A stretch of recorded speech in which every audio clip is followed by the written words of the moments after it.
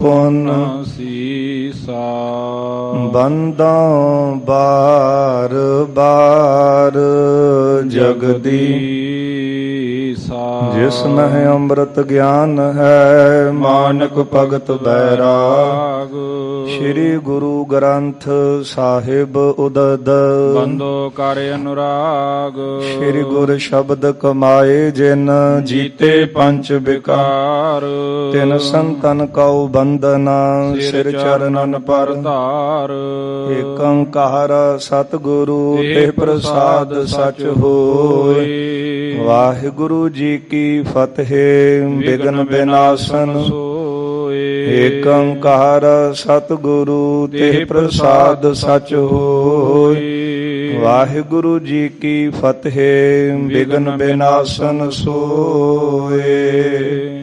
ਸਤਨਾਮ ਸ੍ਰੀ ਵਾਹਿਗੁਰੂ ਸਾਹਿਬ ਜੀ।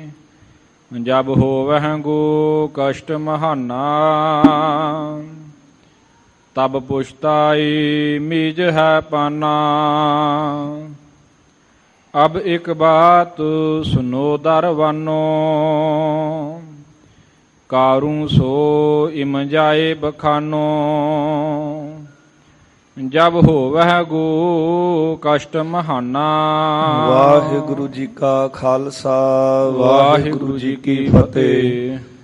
ਜੁਗ ਜੁਗ ਅਟਲ ਚਵਰ ਛਤਰ ਤਖਤ ਜੀ ਦੇ ਮਾਲਕ ਦਸਾਂ ਹੀ ਪਾਤਸ਼ਾਹੀਆਂ ਕੀ ਆਤਮਕ ਜੋਤ। ਧੰਨ ਧੰਨ ਸਾਹਿਬ ਸ੍ਰੀ ਗੁਰੂ ਗ੍ਰੰਥ ਸਾਹਿਬ ਮਹਾਰਾਜ ਸੱਚੇ ਪਾਤਸ਼ਾਹ ਜੀ ਦੀ ਪਾਵਨ ਪਵਿੱਤਰ ਹਜ਼ੂਰੀ ਅੰਦਰ ਗੁਰਦੁਆਰਾ ਮੰਜੀ ਸਾਹਿਬ ਦੀਵਾਨ ਹਾਲ ਸੱਚਖੰਡ ਸ੍ਰੀ ਹਰਿਮੰਦਰ ਸਾਹਿਬ ਸ੍ਰੀ ਅੰਮ੍ਰਿਤਸਰ ਸਾਹਿਬ ਜੀ ਵਿਖੇ ਦਿਨ ਦੇ ਚੌਥੇ ਪਹਿਰ ਦੇ ਸੁੰਦਰ ਦੀਵਾਨ ਸਜੇ ਹਨ। ਸਜੇ ਹੋਏ ਦੀਵਾਨਾਂ ਅੰਦਰ ਅਤੀ ਸਨਮਾਨਯੋਗ ਰਾਗੀ ਸਿੰਘਾਂ ਪਾਸੋਂ ਆਪ ਸੰਗਤਾਂ ਨੇ ਅੰਮ੍ਰਿਤਮਈ ਇਲਾਹੀ ਗੁਰਬਾਣੀ ਦਾ ਕੀਰਤਨ ਸਰਵਣ ਕੀਤਾ ਹੈ। ਆਓ ਗੁਰ ਸੰਗਤ ਜੀ, ਹੁਣ ਸਮਾਂ ਹੈ ਜੋ ਚੱਲ ਰਹੀ ਲੜੀਵਾਰ ਗੁਰ ਇਤਿਹਾਸ ਦੀ ਕਥਾ ਆਪਾਂ ਸਰਵਣ ਕਰਦੇ ਆ ਰਹੇ ਹਾਂ। ਕੱਲ ਦੇ ਦੀਵਾਨਾਂ ਵਿੱਚ ਸਰਵਣ ਕੀਤਾ ਸੀ ਜਗਤ ਗੁਰੂ ਧੰਨ ਗੁਰੂ ਸ੍ਰੀ ਗੁਰੂ ਨਾਨਕ ਦੇਵ ਸਾਹਿਬ ਸੱਚੇ ਪਾਤਸ਼ਾਹ ਜੀ ਜਗਤ ਜੀਆਂ ਦਾ ਉਧਾਰ ਕਰਦਿਆਂ ਹੋਇਆਂ ਸਤਿਗੁਰੂ ਰੂਮ ਵਲਾਇਤ ਦੇਸ਼ ਵਿੱਚ ਪਹੁੰਚੇ ਹਨ। ਸੋ ਮਿਸਰ ਦੇ ਨੇੜੇ ਜਾਂ ਅਜੋਕੇ ਸਮੇਂ ਦੇ ਵਿੱਚ ਇਟਲੀ ਦੀ ਕੈਪੀਟਲ ਵੀ ਜੋ ਰੋਮ ਹੈ, ਤੇ ਪੁਰਾਤਨ ਸਮੇਂ ਦੇ ਵਿੱਚ ਇੰਗਲੈਂਡ ਨੂੰ ਵਲਾਇਤ ਹੀ ਕਿਹਾ ਜਾਂਦਾ ਸੀ। ਇਹ ਸਾਰੇ ਜਿਹੜੇ ਦੇਸ਼ ਹਨ ਯੂਰਪ ਦੇ ਵਿੱਚ ਜਾਂ ਇਜ਼ਰਾਈਲ ਦੀ ਬੈਲਟ ਹੀ ਹੈ।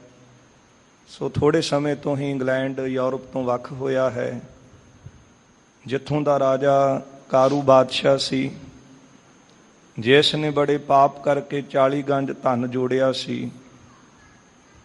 ਵਿਦਵਾਨਾਂ ਦੇ ਦੱਸਣ ਅਨੁਸਾਰ ਇੱਕ ਗੰਜ ਜੇ ਕੋਈ ਬਹੁਤ ਬਲ ਵਾਲਾ ਮਨੁੱਖ ਚਾਰੇ ਪਾਸੇ ਤੀਰ ਚਲਾਵੇ, ਉਹੀ ਆਕਾਸ਼ ਵੱਲ ਚਲਾਵੇ, ਤੇ ਜਿੰਨੀ ਦੂਰ ਜਾ ਕੇ ਉਹ ਤੀਰ ਡਿੱਗਦਾ ਹੈ, ਇਹਨਾਂ ਵਿਦਵਾਨ ਕਹਿੰਦੇ ਨੇ ਇੱਕ ਗੰਜ ਬਣਦਾ ਹੈ। ਇਸ ਦੇ ਭਰਾ ਨੇ 40 ਗੰਜ ਧਨ ਜੋੜਿਆ ਸੀ ਤੇ ਇਹਨੇ ਜ਼ੁਲਮ ਕਰਕੇ 45 ਗੰਜ ਧਨ ਜੋੜਿਆ। ਇਸ ਦੇਸ਼ ਦੇ ਲੋਕ ਮਿਹਨਤਾਂ ਬਹੁਤ ਕਰਦੇ ਸਨ, ਪਰ ਹੈ ਇਹਨਾਂ ਦੇ ਘਰ ਦੇ ਵਿੱਚ ਗਰੀਬੀ ਸੀ। ਜਗਤ ਗੁਰੂ ਧੰਨ ਗੁਰੂ ਸ੍ਰੀ ਗੁਰੂ ਨਾਨਕ ਦੇਵ ਸਾਹਿਬ ਸੱਚੇ ਪਾਤਸ਼ਾਹ ਇਹਨਾਂ ਦਾ ਉਧਾਰ ਕਰਨ ਵਾਸਤੇ, ਇਹਨਾਂ ਤੇ ਬਖਸ਼ਿਸ਼ਾਂ ਰਹਿਮਤ ਕਰਨ ਵਾਸਤੇ ਸਤਿਗੁਰੂ ਇੱਥੇ ਪਹੁੰਚਦੇ। ਇੱਥੋਂ ਦੇ ਬਾਦਸ਼ਾਹ ਦੇ ਜਿਹੜੇ ਬਾਹਰ ਦੀਵਾਨ ਖੜੇ ਸਨ, ਜਿਹੜੇ ਪਹਿਰੇਦਾਰ ਸਨ, ਉਹਨਾਂ ਕੋਲੋਂ ਕਾਰੂ ਬਾਦਸ਼ਾਹ ਬਾਰੇ ਪੁੱਛਿਆ ਹੈ। ਉਹ ਦੱਸਦੇ ਹਨ ਕਿ ਬੜਾ ਜ਼ੁਲਮੀ ਰਾਜਾ ਹੈ, ਜਿਸ ਨੇ ਬੜੇ ਜ਼ੁਲਮ ਕਰਕੇ ਲੋਕਾਂ ਤੋਂ ਧਨ ਖੋਇਆ। ਮਹਾਰਾਜ ਪੁੱਛਦੇ ਨੇ ਕਿ ਕਿਸ ਤਰ੍ਹਾਂ ਇਹਨੇ ਧਨ ਇਕੱਠਾ ਕੀਤਾ ਹੈ। ਉਹ ਦੱਸਣ ਲੱਗੇ ਕਿ ਇੱਕ ਵਾਰ ਬਾਦਸ਼ਾਹ ਨੇ ਆਪਣੇ ਮੰਤਰੀ ਇਕੱਠੇ ਕੀਤੇ, ਉਹਨਾਂ ਕੋਲੋਂ ਪੁੱਛਿਆ ਕਿ ਇਸ ਦੇਸ਼ ਦੇ ਵਿੱਚ ਕਿਸੇ ਕੋਲ ਰੁਪਈਏ ਹੋਣ।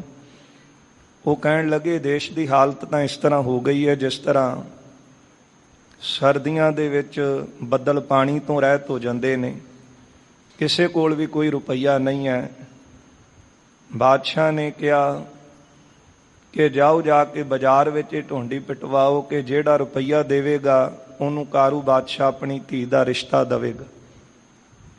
14 ਸਾਲ ਦਾ ਇੱਕ ਬਾਲਕ ਸੀ। ਉਸਨੇ ਮਾਂ ਕੋਲ ਜਾ ਕੇ ਹੱਠ ਕੀਤੀ। ਮਾਂ ਕਹਿਣ ਲੱਗੀ ਜੇ ਪੁੱਤਰ ਨਹੀਂ ਰਿਹਾ ਜਾਂਦਾ ਤੇ ਜਾ ਫਿਰ ਜਿੱਥੇ ਤੇਰੇ ਪਿਤਾ ਨੂੰ ਦਫਨ ਕੀਤਾ ਸੀ ਉਹ ਕਬਰ ਦੇ ਵਿੱਚ ਜਾ ਤੇ ਆਪਣੇ ਪਿਤਾ ਦੇ ਲਾਸ਼ ਦੇ ਮੂੰਹ ਦੇ ਵਿੱਚ ਰੁਪਈਆ ਪਾ ਕੇ ਉਹਨੂੰ ਦਫਨਾਇਆ ਸੀ, ਉੱਥੋਂ ਜਾ ਕੇ ਕੱਢ ਲੈ। ਇਹਨੇ ਇਸੇ ਤਰ੍ਹਾਂ ਕੀਤਾ। ਪਿਤਾ ਦੀ ਕਬਰ ਪੁੱਟੀ, ਉਹਦੇ ਮੂੰਹ ਦੇ ਵਿੱਚ ਪਾਇਆ ਰੁਪਈਆ, ਉਹ ਵੀ ਕੱਢ ਲਿਆ।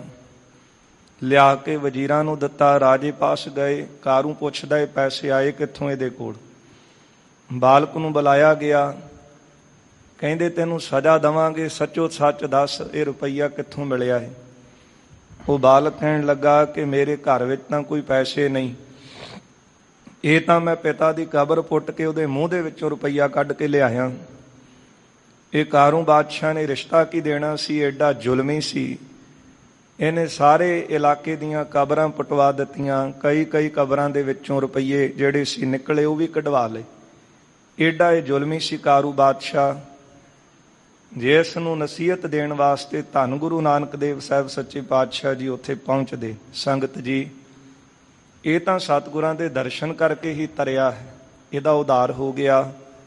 ਨਸੀਹਤ ਤਾਂ ਸਤਿਗੁਰਾਂ ਨੇ ਸਾਨੂੰ ਦੇਣੀ ਹੈ, ਉਪਦੇਸ਼ ਸਤਿਗੁਰਾਂ ਨੇ ਸਾਨੂੰ ਦਿੱਤਾ ਹੈ।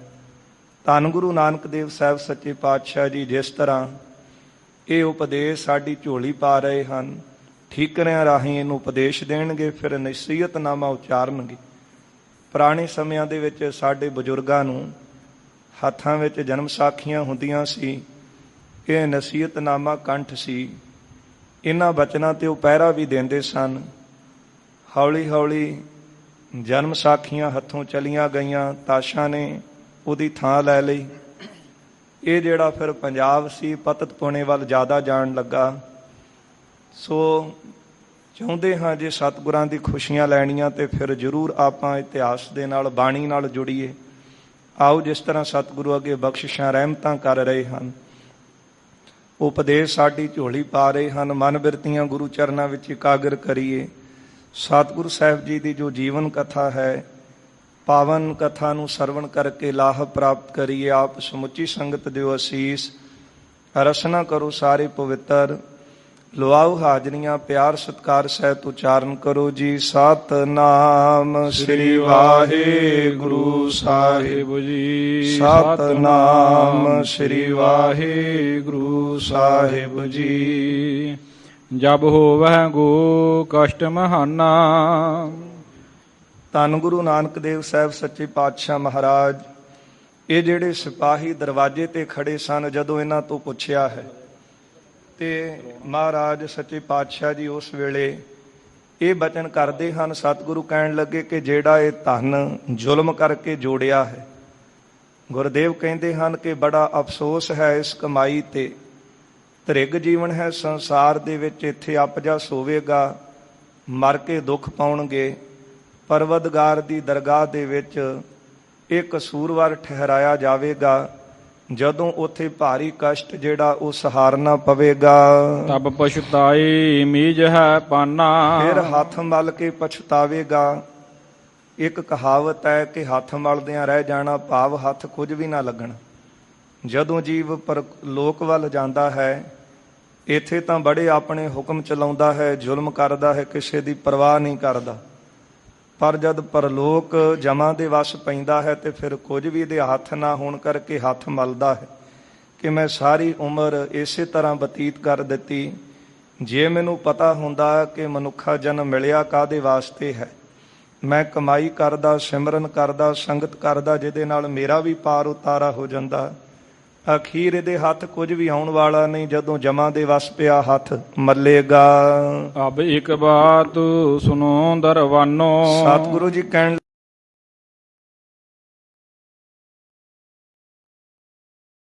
ਖਾਨੋ। ਜਿਹੜਾ ਤੁਹਾਡਾ ਬਾਦਸ਼ਾਹ ਕਾਰੂ ਹੈ ਉਹਦੇ ਤਾਈਂ ਜਾ ਕੇ ਸੁਨੇਹਾ ਦੇਵੋ। ਇੱਕ ਫਕੀਰ ਤੁਮਰੇ ਦਰ ਆਇਓ। ਮਹਾਰਾਜ ਕਹਿਣ ਲੱਗੇ ਜਾ ਕੇ ਬਾਦਸ਼ਾਹ ਨੂੰ ਕਹੋ ਕਿ ਇੱਕ ਫਕੀਰ ਤੇਰੇ ਦਰ ਤੇ ਆਇਆ ਹੈ, ਤੇਰੇ ਦਰਵਾਜ਼ੇ ਤੇ ਆਇਆ ਹੈ।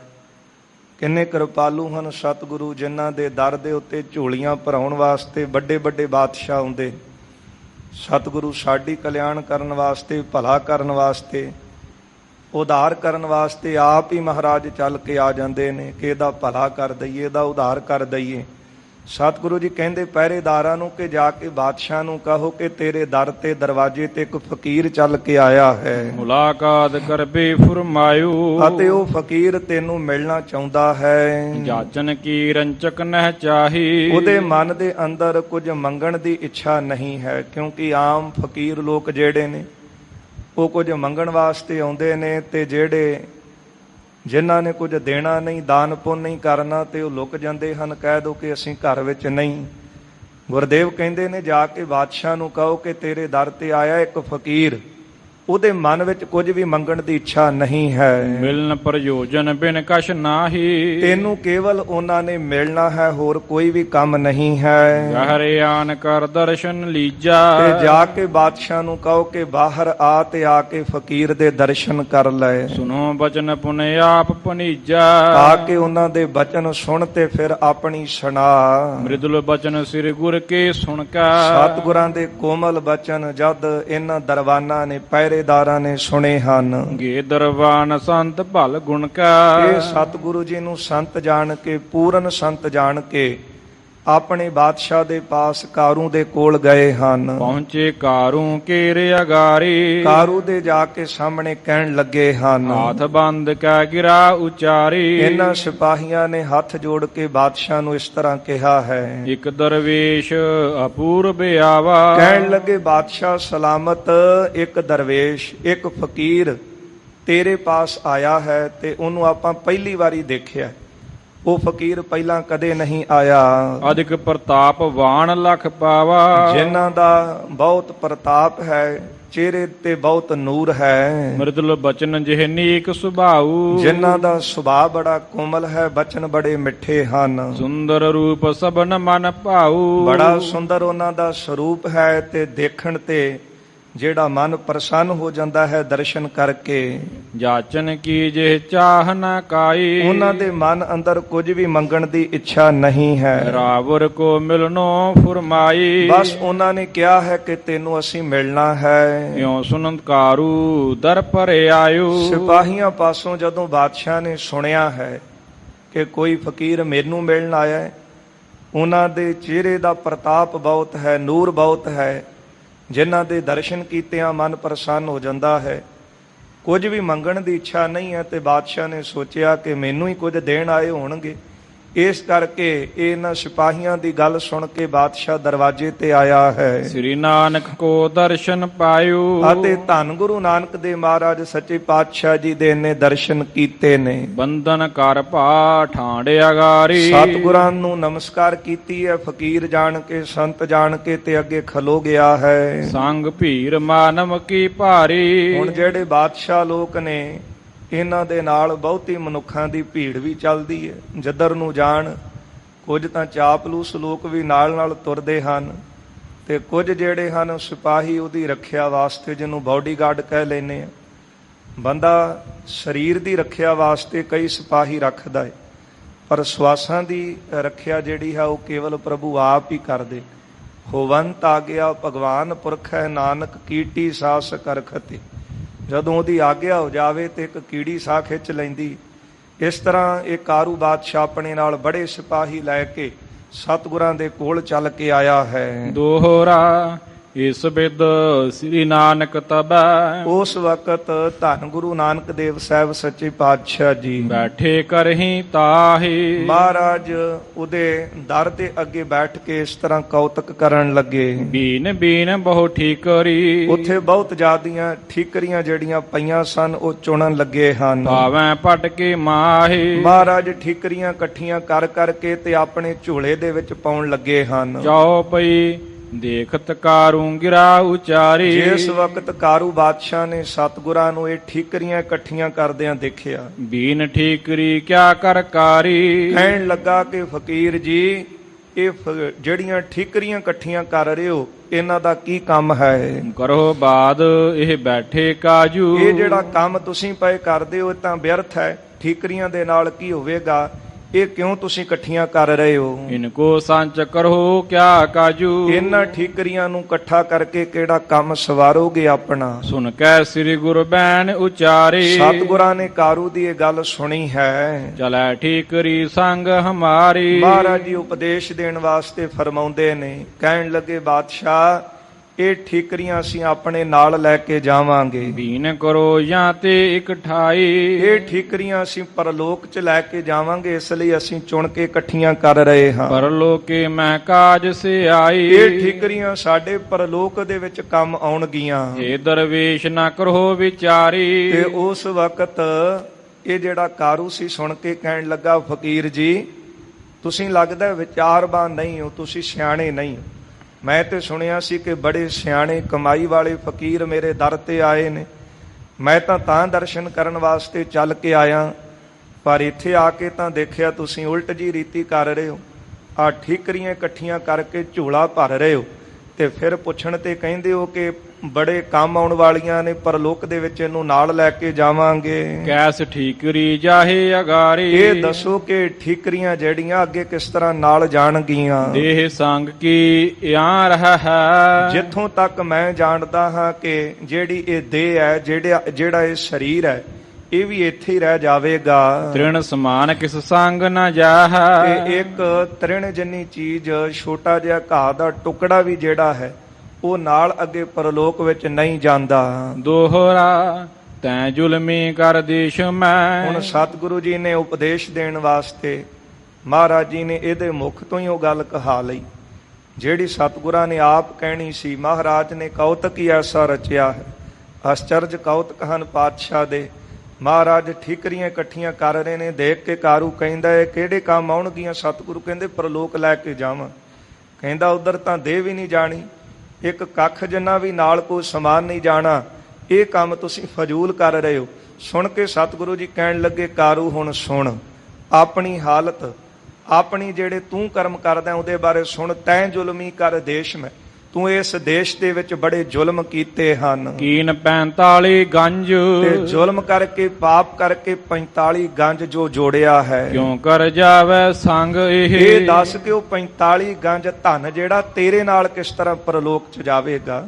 ਅਸੀਂ ਤਾਂ ਠੀਕਰੀਆਂ ਇਕੱਠੀਆਂ ਕਰ ਰਹੇ ਹਾਂ, ਆ ਜਿਹੜੇ ਤੇਰੇ ਕੋਲ ਆ ਠੀਕਰੀਆਂ ਇਕੱਠੀਆਂ ਕਰੀ ਬੈਠਾ ਹੈ, ਇਹ 45 ਗੰਜ ਜਿਹੜਾ ਧਨ ਕਿਸ ਤਰ੍ਹਾਂ ਨਾਲ ਜਾਵੇਗਾ? ਕੀਨ ਪਾਪ ਕੋ ਸੰਜ। ਬੜੇ ਪਾਪ ਕਰ ਕਰਕੇ ਤੂੰ ਇਸ ਨੂੰ ਇਕੱਠਾ ਕੀਤਾ ਹੈ। ਜਾਓ ਪਈ ਤੇਰੋ ਬੜੋ ਭਰਾਤ ਜੋ ਭਇਆ। ਤੇਰਾ ਜਿਹੜਾ ਤੇਰੇ ਤੋਂ ਪਹਿਲਾਂ ਬਾਦਸ਼ਾਹ ਵੱਡਾ ਭਰਾ ਸੀ ਤੇਰਾ, 40 ਗੰਜ ਸੰਜ ਤਜ ਮੁਇਆ। ਉਸ ਨੇ 40 ਗੰਜ ਧਨ ਜੋੜਿਆ ਸੀ ਤੇ ਅਖੀਰ ਇਸ ਸੰਸਾਰ ਤੋਂ ਕੂਚ ਕਰ ਗਿਆ। ਤਾਂ ਕੇ ਸੰਗ ਨਾ ਗਈ ਅਗਾਰੀ। 10 ਜਿਹਨੇ 40 ਗੰਜ ਜੋੜਿਆ ਸੀ ਉਹਦੇ ਨਾਲ ਇਹ ਧਨ ਗਿਆ ਪਰਲੋਕ ਨੂੰ, ਜਿਹੜਾ ਤੂੰ ਇਕੱਠਾ ਕਰ ਰਿਹਾ ਹੈ। ਦੇਹ ਤੇ ਤੈਂ ਸੰਚੀ ਅਤ ਭਾਰੀ। ਤੇ ਤੂੰ ਤਾਂ ਉਹਦੇ ਨਾਲੋਂ ਵੀ ਵੱਧ ਜ਼ੁਲਮ ਕਰਕੇ 45 ਗੰਜ ਧਨ ਜੋੜਿਆ ਹੈ। ਤੇਰੇ ਸੰਗ ਸੋ ਕਿਉਂ ਕਰ ਜਾਵਹਿ। ਦੱਸ ਜੇ ਤੇਰਾ ਭਰਾ ਨਾਲ ਲੈ ਕੇ ਨਹੀਂ ਗਿਆ ਤੇ ਤੂੰ ਇਹ ਕਿਸ ਤਰ੍ਹਾਂ ਨਾਲ ਲਿਜਾਵੇਂਗਾ? ਦੋਜਗ ਪਰੇ ਮਹਾ ਦੁਖ ਪਾਵਹਿ। ਇਹ ਜਿਹੜੇ ਪਾਪ ਕੀਤੇ ਹਨ ਯਾਦ ਰੱਖੀ, ਇਹ ਪਾਪਾਂ ਦਾ ਫਲ ਤੈਨੂੰ ਮਿਲੇਗਾ।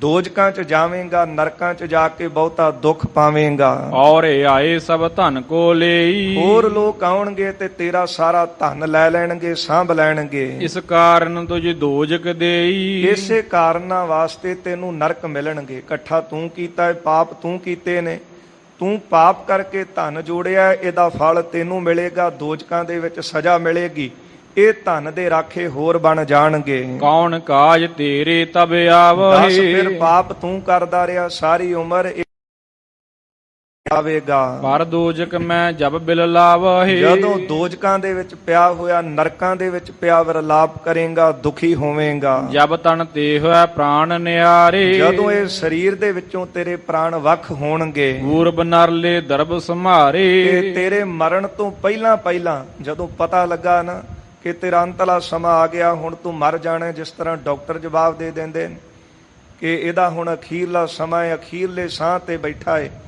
ਤੇ ਫਿਰ ਜਿਹੜੇ ਕਹਿੰਦੇ ਸੀ ਤੇਰੇ ਆ ਉਹਨਾਂ ਦਾ ਪਹਿਲਾਂ ਧਿਆਨ ਹੀ ਇਹ ਜਾਂਦਾ ਹੈ ਕਿ ਬਾਪੂ ਦੀ ਪੂੰਜੀ ਕਿੰਨੀ, ਇਹਨੂੰ ਆਪਾਂ ਜਿਉਂਦਿਆਂ ਜੀ ਇਹਦਾ ਹਿਸਾਬ ਕਰ ਲਈਏ ਕਿ ਬਾਅਦ ਵਿੱਚ ਸਾਨੂੰ ਨੁਕਸਾਨ ਹੀ ਨਾ ਹੋਵੇ। ਜਿਉਂਦਿਆਂ ਜੀ ਅੰਗੂਠੇ ਲਵਾ ਲੈਂਦੇ ਨੇ। ਮਹਾਰਾਜ ਦੇ ਗੁਰਬਾਣੀ ਦੇ ਪਾਵਨ ਵਾਕ ਆਪਾਂ ਪੜ੍ਹਦੇ ਹਾਂ, ਖਸਮ ਮਰੈ ਤਉ ਨਾਰ ਨਾ ਰੋਵੈ, ਉਸ ਰਖਵਾਰਾ ਔਰੋ ਹੋਵੇ। ਜਦੋਂ ਬੰਦਾ ਮਰਦਾ ਹੈ ਤੇ ਮਾਇਆ ਨੂੰ ਰੋਣਾ ਨਹੀਂ ਆਉਂਦਾ, ਜਿਹਦੇ ਕਰਕੇ ਸਾਰੀ ਉਮਰ ਬਤੀਤ ਕੀਤੀ, ਕਿਉਂਕਿ ਇਸ ਦੇ ਰਾਖੇ ਬਹੁਤ ਹਨ।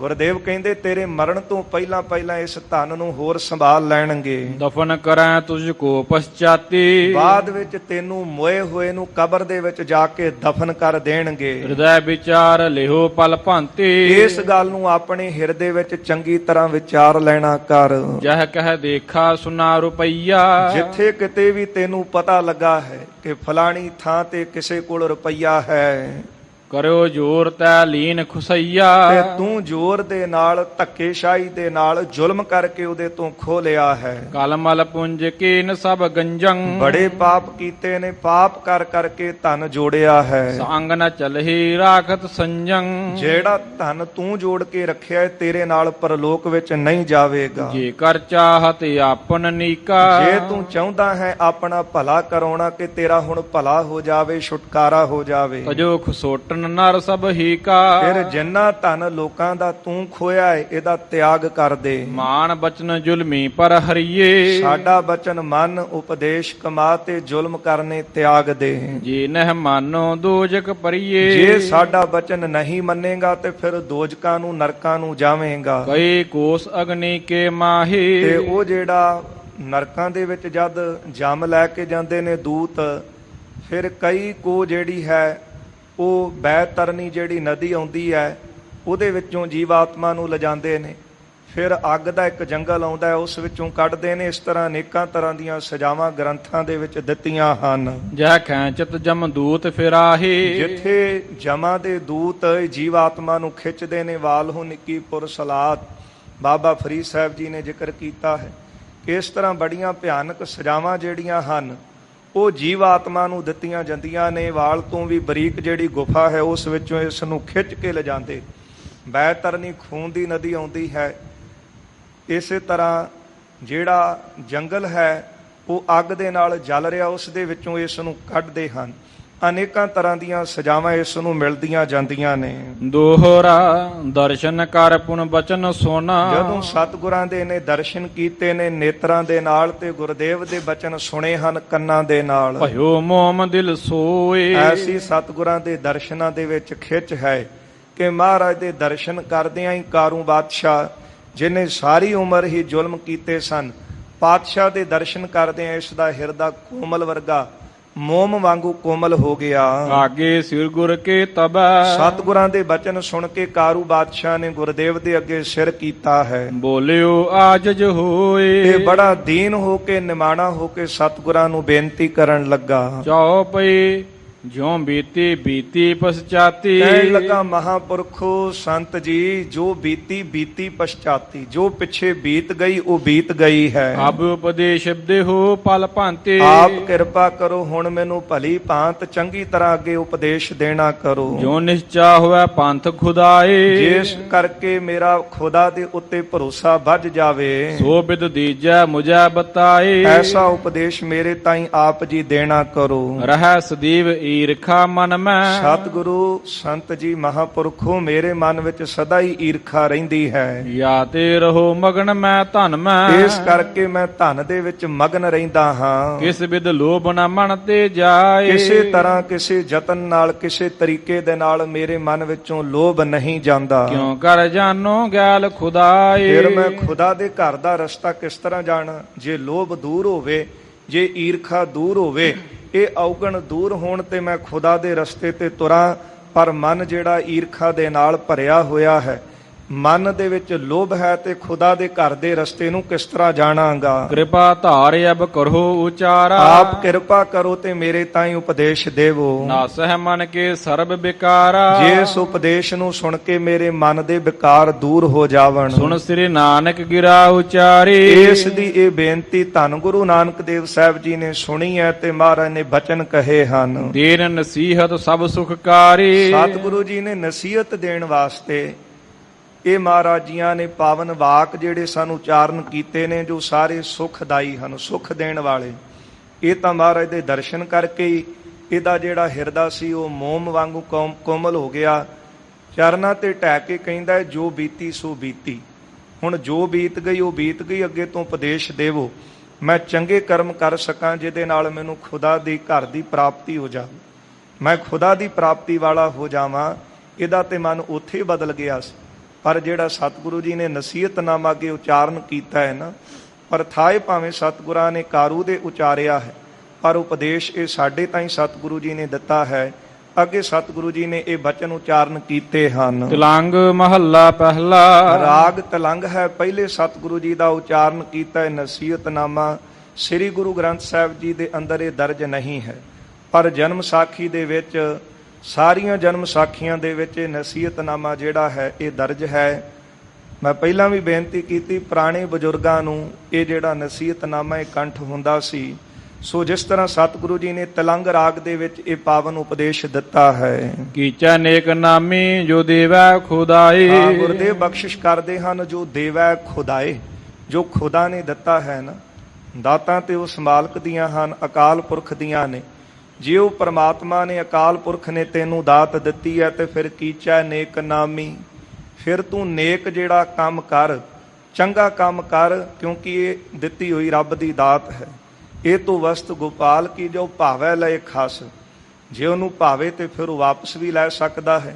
ਇਸ ਕਰਕੇ ਜੋ ਦੇਵੈ ਖੁਦਾਏ, ਜੋ ਖੁਦਾ ਨੇ ਤੈਨੂੰ ਦਿੱਤਾ ਹੈ, ਉਹਦੇ ਨਾਲ ਤੂੰ ਨੇਕ ਕੰਮ ਕਰ। ਜੋ ਦਿਸੈ ਜਿਮੀ ਪਰ ਸੋ ਹੋਸੀ ਫਨਾਏ। ਜੋ ਵੀ ਜ਼ਮੀਨ ਦੇ ਉੱਤੇ, ਸੰਸਾਰ ਦੇ ਉੱਤੇ, ਧਰਤੀ ਉੱਤੇ ਦਿਸਦਾ ਹੈ, ਸੋ ਹੋਸੀ ਫਨਾਏ, ਉਹ ਫਨਾ ਹੋਣ ਵਾਲਾ ਹੈ, ਨਾਸ ਹੋਣ ਵਾਲਾ ਹੈ। ਦਾਇਮ ਵਾ ਦੌਲਤ ਕਿਸੇ ਬੇਸ਼ੁਮਾਰ। ਬੇਸ਼ੁਮਾਰ ਜਿਹੜੀ ਦੌਲਤ ਹੈ ਹਮੇਸ਼ਾ ਤੂੰ ਇਕੱਠੀ ਕੀਤੀ ਹੈ, ਜੋੜੀ ਹੈ। ਨਾ ਰਹੇਂਗੇ ਕਰੋੜੇ, ਨਾ ਰਹੇਂਗੇ ਹਜ਼ਾਰ। ਪਰ ਇੱਕ ਗੱਲ ਯਾਦ ਰੱਖੀ, ਨਾ ਤੇ ਹਜ਼ਾਰਾਂ ਜੋੜਨ ਵਾਲੇ ਇੱਥੇ ਰਹੇ ਨੇ, ਤੇ ਨਾ ਕਰੋੜਾਂ ਜੋੜਨ ਵਾਲੇ ਇੱਥੇ ਰਹੇ ਹਨ। ਦਮੜਾ ਤਿਸੀ ਕਾ ਜੋ ਖਰਚੇ ਆਰ ਖਾਏ। ਇਹ ਦਮੜਾ ਉਸੇ ਦਾ ਹੀ ਹੈ ਜਿਹੜਾ ਖਰਚੇ ਅਤੇ ਖਾ ਲਵੇ। ਇਸੇ ਕਰਕੇ ਇਹ ਨੇਕ ਕਮਾਈ ਜਿਹੜੀ ਹੈ ਨਾ, ਇਹਨੂੰ ਨੇਕ ਕੰਮ ਦੇ ਵਿੱਚ ਲਾਉਣਾ ਚਾਹੀਦਾ ਹੈ। ਹੱਥੀਂ ਜੋ ਵੀ ਦਾਨ ਪੁੰਨ ਕੀਤਾ ਹੋਇਆ ਉਹਦਾ ਲਾਭ ਹੈ। ਬਾਅਦ ਵਿੱਚ ਕਈ ਕਹਿਣ ਜੀ ਸਰਾਧ ਕਰਾ ਰਹੇ ਹਾਂ ਬਜ਼ੁਰਗਾਂ ਦਾ, ਫਲਾਣਿਆਂ ਦਾ, ਬਾਅਦ ਵਿੱਚ ਤਾਂ ਰੱਬ ਹੀ ਰਾਖਾ ਹੈ, ਪਰ ਜੋ ਕੁਝ ਹੱਥੀਂ ਕੀਤਾ ਉਹਦਾ ਹੀ ਫਲ ਜੀਵ ਨੂੰ ਪ੍ਰਾਪਤ ਹੁੰਦਾ ਹੈ ਪਰਲੋਕ ਵਿੱਚ। ਦਮੜਾ ਤਿਸੀ ਕਾ ਜੋ ਖਰਚੇ ਆ ਰਖਾਏ, ਭਲੇ ਕੰਮਾਂ ਦੇ ਵਿੱਚ ਇਹਨੂੰ ਖਰਚੇ ਲਾ ਦਵੇ, ਤੇ ਇਸੇ ਤਰ੍ਹਾਂ ਇਸ ਹੱਕ ਹਲਾਲ ਦੀ ਕਮਾਈ ਦੇ ਨਾਲ ਆਪ ਵਰਤ ਲਵੇ ਇਸ ਨੂੰ। ਦੇਵੈ ਦਿਲਾਵੈ ਰਜਾਵੈ ਖੁਦਾਏ। ਦੇਵੈ ਹੱਥੀਂ ਦਾਨ ਕਰੇ, ਤੇ ਦਿਲਾਵੈ ਤੇ ਦੂਜੇ ਨੂੰ ਵੀ ਇਹ ਪ੍ਰੇਰਨਾ ਕਰੇ ਕਿ ਤੂੰ ਵੀ ਖੁਦਾ ਦੇ ਨਿਮਿਤ ਰਜਾਵੈ ਖੁਦਾਏ, ਦੂਜੇ ਨੂੰ ਰਜਾਵੇ।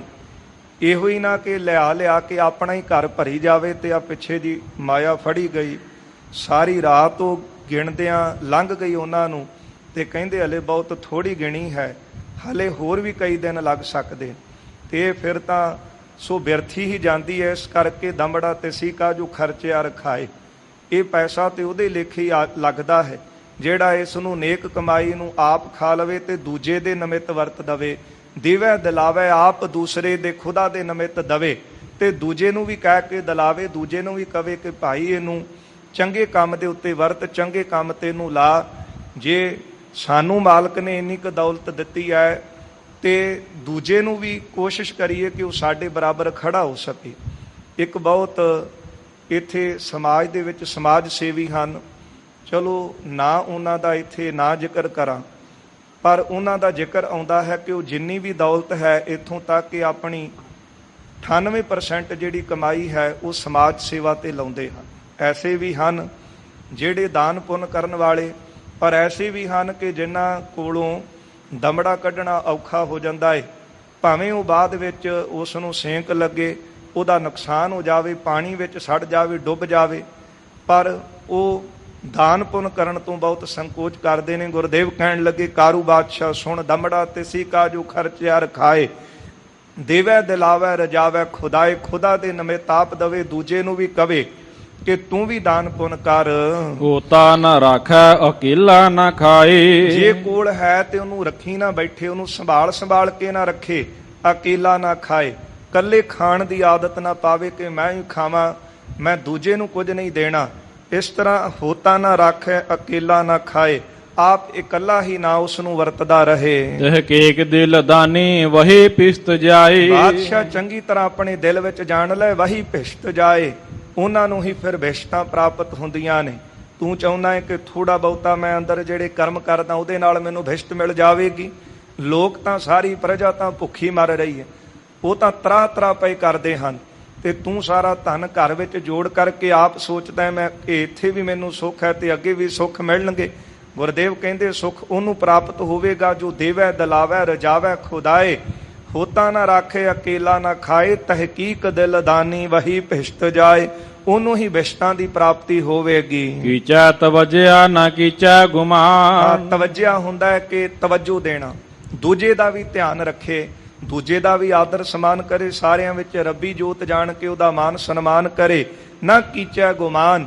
ਤੇ ਜੇ ਪ੍ਰਮਾਤਮਾ ਨੇ ਸਾਨੂੰ ਦੌਲਤ ਦਿੱਤੀ ਹੈ, ਸਾਨੂੰ ਅਹੁਦਾ ਬਖਸ਼ਿਆ ਹੈ, ਤੇ ਉਹਦਾ ਮਾਨ ਨਾ ਕਰੀਏ, ਉਹਦਾ ਹੰਕਾਰ ਨਾ ਕਰੀਏ, ਕਿਉਂਕਿ ਜੇ ਅੱਜ ਮਿਲੀ ਹੈ ਤੇ ਕੱਲ ਨੂੰ ਜਾ ਵੀ ਸਕਦੀ ਹੈ। ਇਸ ਕਰਕੇ ਦੂਜਿਆਂ ਦਾ ਆਦਰ ਸਨਮਾਨ ਵੀ ਕਰੀਏ। ਨਾ ਰਹਿਸੀ ਇਹ ਦੁਨੀਆ ਨਾ ਰਹਿਸੀ ਦੀਵਾਨ। ਨਾ ਇਹ ਦੁਨੀਆ ਰਹੇਗੀ ਤੇ ਨਾ ਵੱਡੇ ਵੱਡੇ ਜਿਹੜੇ ਦੀਵਾਨ ਤੇਰੇ ਲੱਗਦੇ ਨੇ ਉਹ ਕਾਇਮ ਰਹਿਣੇ ਹਨ। ਹਾਥੀ ਵਾ ਘੋੜੇ ਵਾ ਲਸ਼ਕਰ ਹਜ਼ਾਰ। ਹਜ਼ਾਰਾਂ ਹੀ ਜਿਹੜੇ ਹਾਥੀ ਹਨ, ਘੋੜੇ ਨੇ, ਤੇ ਹਜ਼ਾਰਾਂ ਜਿਹੜੀਆਂ ਫੌਜਾਂ ਰੱਖੀਆਂ ਨੇ। ਹੋਵਾਂਗੇ ਗਰਕ ਕੁਛ ਲਾਗੈ ਨਾ ਬਾਰ। ਕੋਈ ਦੇਰੀ ਨਹੀਂ ਲੱਗਣੀ, ਇਹ ਛੇਤੀ ਹੀ ਗਰਕ ਹੋ ਜਾਣੇ, ਨਾਸ ਹੋ ਜਾਣੇ ਨੇ। ਮਾਤੇ ਮਤੰਗ ਜਰੇ ਜਰ ਸੰਗ ਅਨੂਪ ਤੰਗ ਸੁਰੰਗ ਸਵਾਰੇ। कोट तुरंग कुरंग से कूदत पवन के गौन को जात निवारे। भारी पुजान के भूप भली बिद न्यावत शीस ना जात बिचारे। एते पाए तो कहाँ पए भूपत अंत को नांगे ही पाए पधारे। अंत नूं तां भी नंगे पैर कूच कर गए जिन्हां कोल हजारां ही हाथी घोड़े बेशुमार फौजां सन। दुनिया का दीवाना कहे मुल्क मेरा। दुनिया का दीवाना कहे मुल्क मेरा। ਕਹਿੰਦਾ ਹੈ ਕਿ ਸਾਰਾ ਮੁਲਕ ਹੀ ਮੇਰਾ ਹੈ।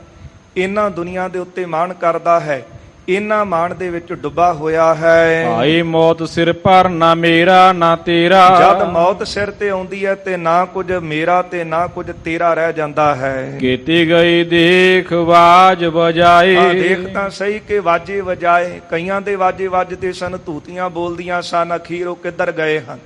ਗੁਰੂ ਕਲਗੀਧਰ ਸਾਹਿਬ ਜੀ ਦੇ ਬਚਨ ਪੜ੍ਹਦੇ ਹਾਂ। ਜੋਗੀ ਜਤੀ ਬ੍ਰਹਮਚਾਰੀ ਵੱਡੇ ਵੱਡੇ ਛਤਰ ਤਾਰੀ।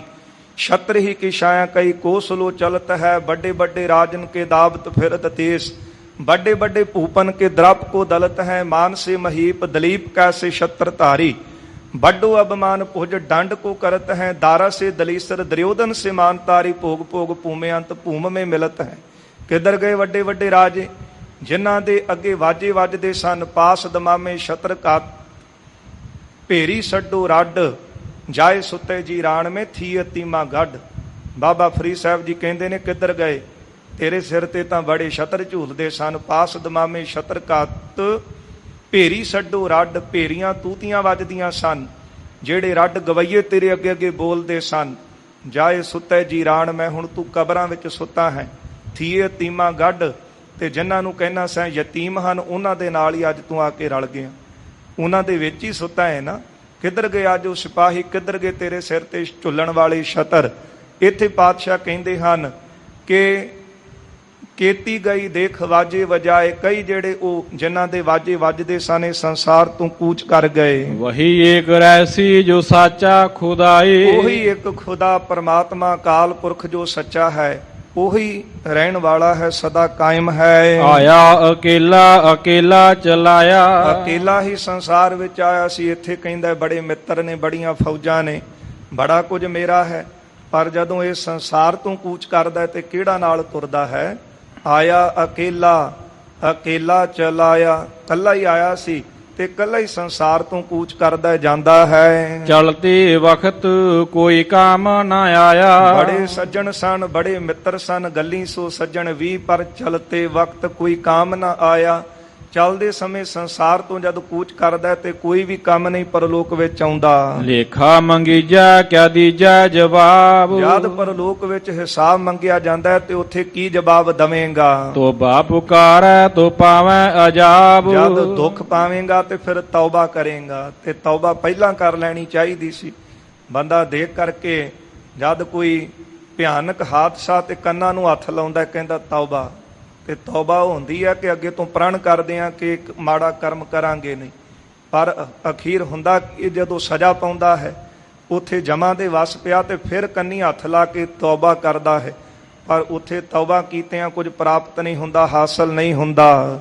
ਦੁਨੀਆ ਪਰ ਕੀਆ ਜੋੜ ਦਮਰਾ ਕਮਾਇਆ। ਦੁਨੀਆ ਦੇ ਉੱਤੇ ਸਾਰੇ ਦੇਸ਼ ਦੇ ਉੱਤੇ ਤੂੰ ਬੜਾ ਜ਼ੁਲਮ ਕੀਤਾ ਹੈ ਤੇ ਉਹਨਾਂ ਕੋਲੋਂ ਧਨ ਖੋਇਆ ਹੈ। ਖਾਇਆ ਹੰਡਾਇਆ ਅਜਾਈ ਗਵਾਇਆ। ਆਪ ਹੀ ਖਾਂਦਾ ਰਿਹਾ, ਹੰਡਾਉਂਦਾ ਰਿਹਾ ਤੇ ਬਿਰਥਾ ਹੀ ਗਵਾਉਂਦਾ ਰਿਹਾ, ਕਿਉਂਕਿ ਪਾਪਾਂ ਦੀ ਜਿਹੜੀ ਕਮਾਈ ਹੈ ਨਾ, ਇਹ ਪਾਪਾਂ ਦੇ ਵਿੱਚ ਹੀ ਖਚਤ ਹੁੰਦੀ ਹੈ। ਧਰਮ ਦੇ ਕਰਮ ਉੱਤੇ ਬਹੁਤ ਘੱਟ ਲੱਗਦੀ, ਲਾਉਣ ਦਾ ਲਾਭ ਵੀ ਬਹੁਤਾ ਨਹੀਂ। ਇਸ ਕਰਕੇ ਗੁਰਦੇਵ ਕਹਿੰਦੇ ਜਿਹੜਾ ਧਨ ਪਾਪ ਕਰਕੇ ਕਮਾਇਆ ਸੀ ਉਹ ਕੀਤਾ ਕਿ ਆਪ ਹੀ ਖਾਦਾ ਤੇ ਉਹਨੂੰ ਫਿਰ ਬਿਰਥਾ ਹੀ ਗਵਾ ਲਿਆ। ਆਖਰ ਪਛਤਾਣਾ ਕਰੈ ਹਾਏ ਹਾਏ। ਹਾਂ, ਜਦੋਂ ਜਮਾਂ ਦੇ ਵਸ ਪੈਂਦਾ ਫਿਰ ਜੀ ਪਛਤਾਉਂਦਾ ਹੈ, ਪਾਪੀ ਕਰਮ ਕਮਾਵਦੇ ਕਰਦੇ ਹਾਏ ਹਾਏ। ਨਾਨਕ ਜਿਉ ਮੱਥਣ ਮਾਧਾਣੀਆਂ ਤਿਉ ਮੱਥੇ ਧਰਮ ਰਾਏ। ਉੱਥੇ ਜਮਾਂ ਦੇ ਵਸ ਪਿਆ ਫਿਰ ਹਾਏ ਹਾਏ ਕਰਦਾ ਹੈ। ਦਰਗਹ ਗਿਆ ਸੋ ਪਾਵੈ ਸਜਾਏ। ਦਰਗਾਹ ਦੇ ਵਿੱਚ ਗਿਆ ਹੋਇਆ ਬਹੁਤੀ ਸਜ਼ਾ ਪਾਉਂਦਾ ਹੈ। ਲਾਣਤ ਹੈ ਤਾਂ ਕੁਵਰ ਤੈਡੀ ਕਮਾਈ। ਗੁਰਦੇਵ ਕਹਿੰਦੇ ਨੇ ਬਾਦਸ਼ਾਹ ਲਾਨਤ ਹੈ ਤੇਰੇ ਤੇ ਤੇਰੀ ਕਮਾਈ ਦੇ ਉੱਤੇ। ਦਗੇਬਾਜੀ ਕਰ ਕਰ ਦੁਨੀ ਲੂਟ ਖਾਈ। ਫਰੇਬ ਕਰਕੇ, ਧੋਖੇ ਕਰਕੇ, ਬੇਈਮਾਨੀਆਂ ਕਰਕੇ, ਠੱਗੀਆਂ ਮਾਰ ਕੇ ਦੁਨੀਆ ਲੁੱਟ ਖਾ ਲਈ ਹੈ। ਤੇਰੇ ਤੇ ਲਾਨਤ ਹੈ, ਤੇਰੀ ਕਮਾਈ ਦੇ ਉੱਤੇ ਵੀ ਲਾਨਤ ਹੈ। ਪੀਏ ਪਿਆਲਿਓਂ ਖਾਏ ਕਬਾਬ। ਉਹਨਾਂ ਪਾਪਾਂ ਦੀਆਂ ਕਮਾਈਆਂ ਦੇ ਨਾਲ ਰਾਖਸ਼ ਵਰਗੀ ਬਿਰਤੀ ਬਣਾ ਕੇ ਸ਼ਰਾਬਾਂ ਦੇ ਪਿਆਲੇ ਪੀਤੇ, ਫਿਰ ਕਬਾਬ ਖਾਦੇ ਹਨ। ਦੇਖੋ ਰੇ ਲੋਕੋ ਜੋ ਹੋਤੇ ਖਰਾਬ। ਗੁਰਦੇਵ ਕਹਿੰਦੇ ਦੇਖੋ ਤਾਂ ਸਹੀ, ਪਾਪ ਕਰਨ ਵਾਲਾ ਉਹ ਕਮਾਈ ਨੂੰ ਪਾਪਾਂ ਦੇ ਵਿੱਚ ਹੀ ਵਰਤ ਦਿੰਦਾ ਹੈ ਤੇ ਬਾਅਦ ਵਿੱਚ ਪਰਲੋਕ ਵਿੱਚ ਖਰਾਬ ਹੁੰਦਾ ਹੈ। ਜਿਸ ਕਾ ਤੂੰ ਬੰਦਾ ਤਿਸੀ ਕਾ ਸਵਾਰਿਆ। ਜਿਸ ਪਰਮਾਤਮਾ ਦਾ ਤੂੰ ਬੰਦਾ ਹੈ ਨਾ, ਉਸੇ ਪਰਮਾਤਮਾ ਨੇ ਤੈਨੂੰ ਸਵਾਰਿਆ ਹੈ। ਜਿਨ ਤੂੰ ਸਾਜ ਸਵਾਰ ਸੀ ਗਾਰਿਆ, ਉਹਨੇ ਤੈਨੂੰ ਸਰੀਰ ਦਿੱਤਾ ਸੀ, ਉਹਨੇ ਤੈਨੂੰ ਸਵਾਰਿਆ ਸੀ। ਦੁਨੀਆ ਕੇ ਲਾਲਚ ਤੈਂ ਸਾਹਿਬ ਵਿਸਾਰਿਆ। ਪਰ ਦੁਨੀਆ ਦੇ ਲਾਲਚ ਵਿੱਚ ਪੈ ਕਰਕੇ ਉਹ ਮਾਲਕ ਨੂੰ ਹੀ ਭੁਲਾ ਦਿੱਤਾ।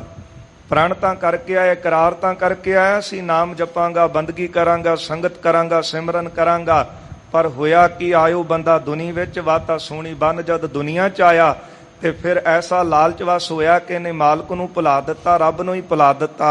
ਨਾ ਕੀਤੀ ਇਬਾਦਤ ਨਾ ਰਾਖਿਓ ਈਮਾਨ। ਨਾ ਇਬਾਦਤ ਕੀਤੀ, ਨਾ ਬੰਦਗੀ ਕੀਤੀ ਤੇ ਨਾ ਆਪਣਾ ਈਮਾਨ ਰੱਖਿਆ, ਨਾ ਧਰਮ ਰੱਖਿਆ। ਨਾ ਕੀਤੀ ਹਕੂਮਤ ਪੁਕਾਰੇ ਜਹਾਨ। ਆ ਜਹਾਨ ਤਾਂ ਪੁਕਾਰਾਂ ਕਰ ਰਿਹਾ ਹੈ ਕਿ ਸਾਡਾ ਇਹ ਨਾਲ ਨਿਆਓ ਕਰੋ, ਸਾਡੀ ਵੀ ਕੋਈ ਫਰਿਆਦ ਸੁਣੋ, ਸਾਡੀ ਵੀ ਪੁਕਾਰ ਸੁਣੋ, ਪਰ ਤੂੰ ਕੈਸਾ ਬਾਦਸ਼ਾਹ ਹੈ, ਕਿਸੇ ਦੇ ਨਾਲ ਤੂੰ ਨਿਆਓ ਨਹੀਂ ਕੀਤਾ।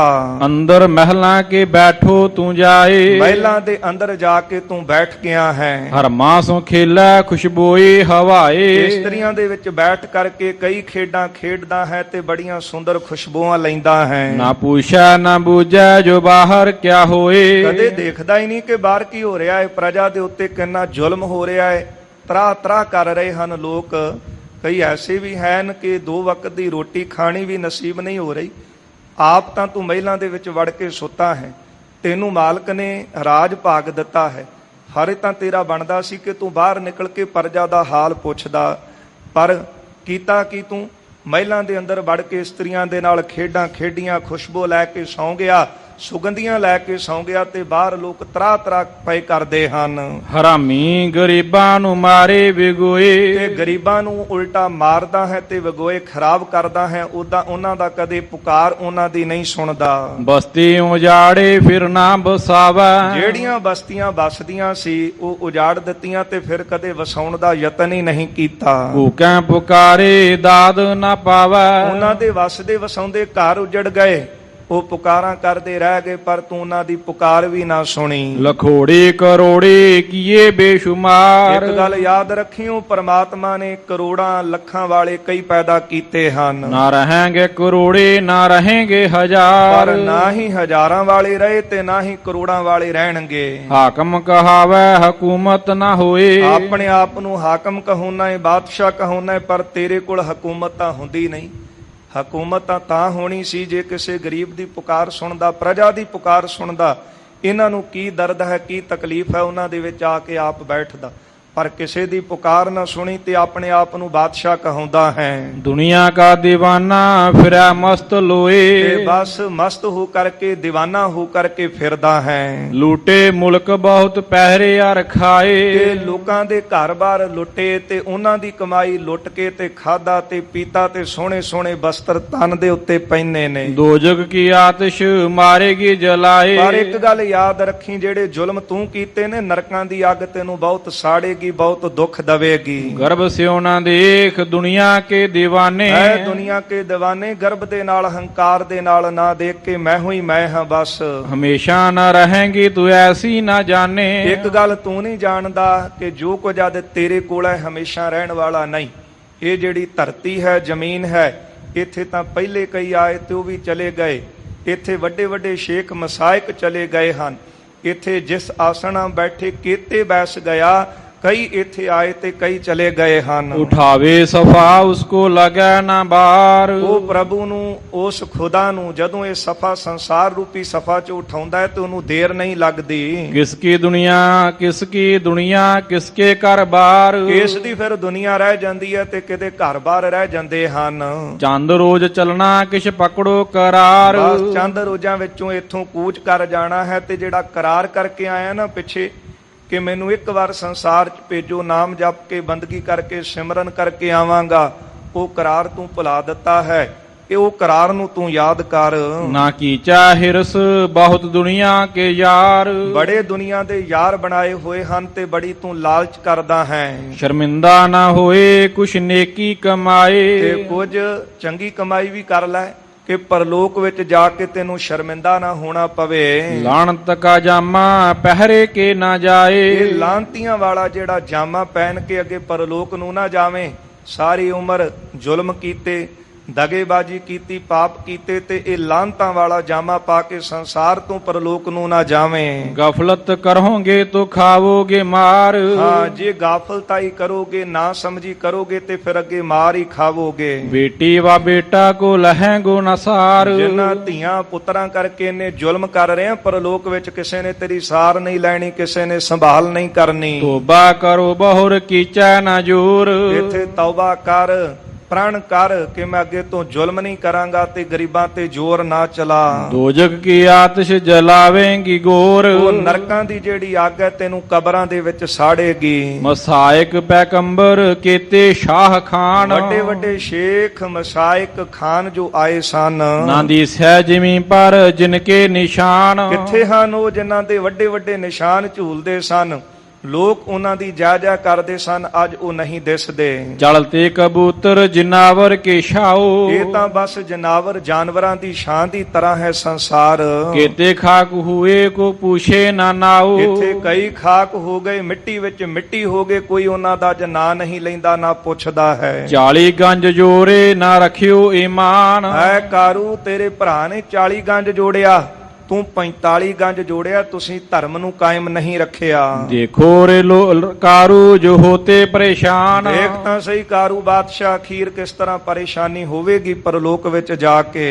न दानी न दुनिया न फानी मुकाम, ਇਸ ਸੰਸਾਰ ਦੇ ਵਿੱਚ, ਫਾਨੀ ਸੰਸਾਰ ਦੇ ਵਿੱਚ ਕਿਸੇ ਨੇ ਵੀ ਥਿਰ ਨਹੀਂ ਰਹਿਣਾ। तू खुद चशम बिन यह चलना जहान, ਆਪਣੇ ਨੇਤਰਾਂ ਦੇ ਨਾਲ ਦੇਖ ਕੇ ਕਈ ਚਲੇ ਗਏ ਨੇ, ਕਈ ਜਾ ਰਹੇ ਹਨ ਤੇ ਕਈਆਂ ਨੇ ਆਉਣ ਵਾਲੇ ਸਮੇਂ 'ਚ ਚਲੇ ਜਾਣਾ ਹੈ। तोबा न कीती करेंदिया गुनाह, ਜਦ ਤੂੰ ਗੁਨਾਹ ਕੀਤੇ ਤੇ ਇੱਕ ਵਾਰ ਵੀ ਤੌਬਾ ਨਾ ਕੀਤੀ ਕਿ ਮੈਂ ਕਿਹੜੇ ਮਾੜੇ ਕਰਮ ਕਰਨ ਲੱਗਾ ਹਾਂ। करे अर्ज बंदगी बाबा नानक ऐसे आलम सो तेरी पनाह, ਹਾਂ, ਗੁਰਦੇਵ ਕਹਿੰਦੇ ਤਾਂ ਪਨਾਹ ਮਿਲੇਗੀ ਜੇ ਗਿਆਨਵਾਨ ਬਣ ਕੇ ਉਸ ਖੁਦਾ ਦੇ ਅੱਗੇ ਅਰਜ਼ ਕਰੀਏ, ਬੇਨਤੀਆਂ ਕਰੀਏ ਤੇ ਉਹਦੀ ਬੰਦਗੀ ਕਰੀਏ, ਤਾਂ ਉਹਦੇ ਚਰਨਾਂ ਦੇ ਵਿੱਚ ਪਨਾਹ ਮਿਲਦੀ ਹੈ। ਜਿਹੜੇ ਜ਼ੁਲਮ ਕੀਤੇ ਹਨ ਜ਼ੋਰ ਦੇ ਨਾਲ, ਜ਼ਬਰ ਦੇ ਨਾਲ, ਗੁਰਦੇਵ ਕਹਿੰਦੇ ਹਨ ਕਿ ਅੱਗੇ ਉਹ ਜਿਹੜੇ ਹਨ ਉਹ ਖਰਾਬ ਹੁੰਦੇ ਹੀ ਦਿਸਣਗੇ। ਇਹ ਨਸੀਹਤਨਾਮਾ ਸਤਿਗੁਰੂ ਜੀ ਨੇ ਉਚਾਰਨ ਕੀਤਾ ਹੈ। दोहरा कारू सुन हैरान होए, ਸਤਿਗੁਰਾਂ ਦੇ ਬਚਨ ਸੁਣ ਕੇ ਕਾਰੂ ਸੁਣ ਕੇ ਬੜਾ ਹੈਰਾਨ ਹੋਇਆ। जो मोम दिल सोए, ਇਹ ਬਚਨ ਸੁਣਦਿਆਂ ਹੀ ਜਿਹੜਾ ਦਿਲ ਪੱਥਰ ਵਰਗਾ ਸੀ ਗੁਰਦੇਵ ਨੇ ਮੋਮ ਕਰ ਦਿੱਤਾ। ਗੁਰਦੇਵ ਦੇ ਬਚਨਾਂ ਵਿੱਚ ਹੀ ਇੰਨੀ ਤਾਕਤ ਹੈ। ਮਹਾਰਾਜ ਨੇ ਨੇਤਰਾਂ ਦੇ ਵਿੱਚ ਅੰਮ੍ਰਿਤ ਵਰਸਦਾ ਹੈ, ਜਿਹਦੇ ਉੱਤੇ ਗੁਰਦੇਵ ਕਿਰਪਾ ਕਰਦੇ ਹਨ। ਸਤਿਗੁਰੂ ਨੂੰ ਬਚਨਾਂ ਦੇ ਨਾਲ ਨਿਹਾਲ ਕਰ ਦੇਣ, ਨੇਤਰਾਂ ਦੇ ਨਾਲ, ਦ੍ਰਿਸ਼ਟੀ ਨਾਲ ਨਿਹਾਲ ਕਰ ਦੇਣ। ਇਹ ਬਚਨ ਸੁਣ ਕੇ ਜਿਹੜਾ ਕਾਰੂ ਬਾਦਸ਼ਾਹ ਸੀ, ਪੱਥਰ ਵਰਗਾ ਜਿਹਦਾ ਹਿਰਦਾ ਸੀ, ਕੋਮਲ ਹੋ ਗਿਆ। ਆਗੇ ਕੋ ਪੈਮਾਨਿਓ ਜੈ ਸਜਾਏ ਅਤ ਹੋਏ। ਅੱਗੇ ਤੋਂ ਬੜਾ ਡਰ ਮੰਨਿਆ ਹੈ। ਪਤਾ ਲੱਗਾ ਕਿ ਪਰਲੋਕ ਵਿੱਚ ਭਾਰੀ ਸਜ਼ਾਵਾਂ ਮਿਲਣਗੀਆਂ। ਚਾਉ ਪਈ ਕਿਆ ਹੋਵੇ ਗੋ ਤਬ ਮੁਝਹਾਲਾ। ਹੱਥ ਜੋੜ ਕੇ ਪੁੱਛਦਾ ਹੈ, ਮਹਾਰਾਜ ਮੈਨੂੰ ਹੁਣ ਦੱਸੋ ਕਿ ਮੇਰਾ ਕੀ ਹਾਲ ਹੋਵੇਗਾ। ਗਹਿਜ ਬਾਂਧੇਗੇ ਜੇ ਕਾਲਾ। ਜਿਸ ਸਮੇਂ ਮੈਨੂੰ ਦੂਤ ਫੜ ਕੇ ਬੰਨ ਲੈਣਗੇ। ਸਭ ਪਰ ਜ਼ੁਲਮੀ ਕੀਨ ਵਿਸਾਲਾ। ਸਾਰਿਆਂ ਦੇ ਉੱਤੇ ਮੈਂ ਬਹੁਤ ਜ਼ੁਲਮ ਕੀਤੇ ਹਨ, ਭਲਿਆਈ ਤੇ ਰਹਿਓ ਨਿਰਾਲਾ। ਤੇ ਜਿਹੜੀ ਭਲਾਈ ਹੈ ਉਹ ਮੈਂ ਕਦੇ ਕੀਤੀ ਨਹੀਂ ਹੈ। ਕਾਰੂ ਮਨ ਗੁਣ ਬਹੁਰ ਬਗੋਇਓ। ਤੇ ਕਾਰੂ ਜਿਹੜਾ ਸੀ ਮਨ ਦੇ ਵਿੱਚ ਬਹੁਤ ਪਛਤਾਇਆ ਤੇ ਕਹਿਣ ਲੱਗਾ, ਮੈਂ ਗਾਫਲ ਹੋਇਓ ਨਿਤ ਸੋਇਓ। ਮਹਾਰਾਜ ਮੈਂ ਤਾਂ ਗਾਫਲਤਾਈ ਦੀ ਨੀਂਦ ਸੁੱਤਾ ਰਿਹਾ ਹਾਂ। ਨਹ ਜਾਣਤ ਥੋ ਕਹਾਂ ਖੁਦਾਏ। ਮੈਂ ਤਾਂ ਜਾਣਦਾ ਹੀ ਨਹੀਂ ਸੀ ਕਿ ਖੁਦਾ ਕਿੱਥੇ ਹੈ। ਤੁਮ ਮਸਾਲ ਸੁਨ ਭੇ ਮੋਹ ਮਾਏ। ਆਪ ਨੇ ਕਿਰਪਾ ਕੀਤੀ ਹੈ ਤੇ ਆਪ ਜੀ ਨੇ ਮੇਰੇ ਤਾਈਂ ਇਹ ਦ੍ਰਿਸ਼ਟਾਂਤ ਦੇ ਕੇ ਮੈਨੂੰ ਸਮਝਾਇਆ ਹੈ। ਮਿਹਰ ਆਪਣੀ ਮੋਹ ਪਰ ਕੀਜਾ। ਇਹ ਦ੍ਰਿਸ਼ਟਾਂਤ ਸੁਣ ਕੇ ਹੁਣ ਮੇਰੇ ਮਨ ਵਿੱਚ ਭੈ ਡਰ ਆਇਆ ਹੈ। ਆਪ ਕਿਰਪਾ ਕਰੋ ਤੇ ਮੇਰੇ ਤੇ ਆਪਣੀ ਮਿਹਰ ਕਰੋ। ਪੰਥ ਖੁਦਾਏ ਬਤਾਵਨ ਕੀਜਾ। ਅਤੇ ਖੁਦਾ ਦਾ ਜਿਹੜਾ ਪੰਥ ਹੈ, ਰਸਤਾ ਹੈ, ਉਹ ਮੇਰੇ ਤਾਈਂ ਦੱਸੋ। ਤ੍ਰਿਸ਼ਨਾ ਦਰਬ ਨਦੀ ਬੜ ਧਾਰਾ। ਤ੍ਰਿਸ਼ਨਾ ਦੀ, ਇਹ ਧਨ ਰੂਪੀ ਤ੍ਰਿਸ਼ਨਾ ਦੀ ਬਹੁਤ ਵੱਡੀ ਨਦੀ ਹੈ। ਬਹਿਓ ਜਾਤ ਹੋ ਪਾਏ ਨਾ ਪਾਰਾ। ਇਸ ਧਨ ਰੂਪੀ ਤ੍ਰਿਸ਼ਨਾ ਦੀ ਨਦੀ ਦੇ ਵਿੱਚ ਮੈਂ ਡੁੱਬਦਾ ਜਾ ਰਿਹਾ ਤੇ ਮੈਨੂੰ ਪਾਰਲਾ ਪਾਸਾ ਨਹੀਂ ਮਿਲ ਰਿਹਾ। ਤੁਮ ਕੇਵਟ ਮਮ ਕਰ ਕੈ ਦਾਇਆ। ਆਪ ਜੀ ਤਾਂ ਕੇਵਟ ਮਲਾਹ ਹੋ ਤੇ ਮੇਰੇ ਤੇ ਦਇਆ ਕਰੋ, ਤਰਸ ਕਰੋ। ਗਹੋ ਹਾਥ ਦੇ ਪਾਰ ਲੰਘਾਇਆ। ਮੇਰਾ ਹੱਥ ਫੜ ਕੇ ਮੈਨੂੰ ਕਿਰਪਾ ਕਰਕੇ ਡੁੱਬਦਿਆਂ ਹੋਇਆਂ ਨੂੰ ਬਾਹਰ ਕੱਢ ਲਓ। ਸੰਸਾਰ ਸਮੁੰਦੇ ਤਾਰ ਗੋਬਿੰਦੇ ਤਾਰ ਲੈ ਬਾਪ ਵੀਠਲਾ। ਮੈਂ ਅਜਾਨ ਜਨ ਤਰਬੇ ਨਾ ਜਾਨੋ। ਅਸੀਂ ਅਣਜਾਣ ਹਾਂ, ਤ੍ਰਿਸ਼ਨਾ ਰੂਪੀ ਨਦੀ ਦੇ ਵਿੱਚ ਡੁੱਬਦੇ ਜਾ ਰਹੇ। ਆਪ ਕਿਰਪਾ ਕਰੋ ਮਹਾਰਾਜ, ਸਾਡੀ ਬੁੱਧੀ ਰੂਪੀ ਬਾਹ ਫੜ ਕੇ ਸਾਨੂੰ ਬਾਹਰ ਕੱਢ ਲਓ ਇਸ ਤ੍ਰਿਸ਼ਨਾ ਦੀ ਨਦੀ ਵਿੱਚੋਂ। ਮੋਹ ਕੁਟੰਬ ਕੂਪ ਅੰਧੇਰਾ। ਜਿਹੜਾ ਪਰਿਵਾਰ ਹੈ ਇਸ ਦੇ ਮੋਹ ਦੇ ਵਿੱਚ ਮੈਂ ਫਸਿਆ ਹੋਇਆ। ਇਹ ਹਨੇਰਾ ਖੂਹ ਹੈ। ਪਰਿਓ ਰਹਿਓ ਕਾਢੋ ਮੈਂ ਚੇਰਾ। ਮੈਂ ਇਸ ਵਿੱਚ ਹੀ ਡੁੱਬਾ ਰਿਹਾ। ਸੁਰਤ ਕਰਕੇ ਆਪ ਕਿਰਪਾ ਕਰੋ, ਮੈਂ ਹੁਣ ਤੁਹਾਡਾ ਚੇਲਾ ਹਾਂ, ਤੁਹਾਡਾ ਸੇਵਕ ਹਾਂ ਤੇ ਮੈਨੂੰ ਕੱਢ ਲਓ ਬਾਹਰ। ਇਹ ਬਿਨਤੀ ਸੁਨ ਕੈ ਗੁਣ ਖਾਨੀ। ਗੁਣਾ ਦੀ ਖਾਨ ਸਤਿਗੁਰੂ ਧੰਨ ਗੁਰੂ ਨਾਨਕ ਦੇਵ ਮਹਾਰਾਜ ਸੱਚੇ ਪਾਤਸ਼ਾਹ ਜੀ ਨੇ ਕਾਰੂ ਬਾਦਸ਼ਾਹ ਦੀ ਇਹ ਬੇਨਤੀ ਸੁਣੀ ਹੈ। ਕਿਰਪਾ ਧਾਰ ਬੋਲੇ ਸ਼ੁਭ ਬਾਨੀ। ਸਤਿਗੁਰੂ ਜੀ ਕਿਰਪਾ ਦੇ ਘਰ, ਮੇਰ ਦੇ ਘਰ ਵਿੱਚ ਆਏ ਹਨ। ਸਤਿਗੁਰੂ ਜੀ ਨੇ ਉਸ ਵਕਤ ਮਹਾਰਾਜ ਨੇ ਇਹ ਉਪਦੇਸ਼ ਸੁਣਾਇਆ ਹੈ। ਜਬ ਲੋਰ ਦੇ ਨ ਨਿਸ਼ਚੈ ਆਵਾ। ਗੁਰਦੇਵ ਕਹਿੰਦੇ ਜਿੰਨਾ ਚਿਰ ਤੱਕ ਬੰਦੇ ਦੇ ਅੰਦਰ ਭਰੋਸਾ ਨਹੀਂ ਵੱਜਦਾ, ਗੱਲੇ ਤਬ ਲੋ ਜਾਏ ਨਾ ਪਾਵਾ। ਗੱਲਾਂ ਦੇ ਨਾਲ ਖੁਦਾ ਦੀ ਪ੍ਰਾਪਤੀ ਨਹੀਂ ਹੋ ਜਾਂਦੀ। ਜਿੰਨਾ ਚਿਰ ਅੰਦਰ ਭਰੋਸਾ ਨਹੀਂ ਹੈ, ਸ਼ਰਧਾ ਨਹੀਂ ਹੈ, ਭਾਵਨਾ ਨਹੀਂ ਹੈ, ਗੱਲਾਂ ਦੇ ਨਾਲ ਪ੍ਰੀਤਮ ਕੇ ਦੇਸ ਕੈਸੇ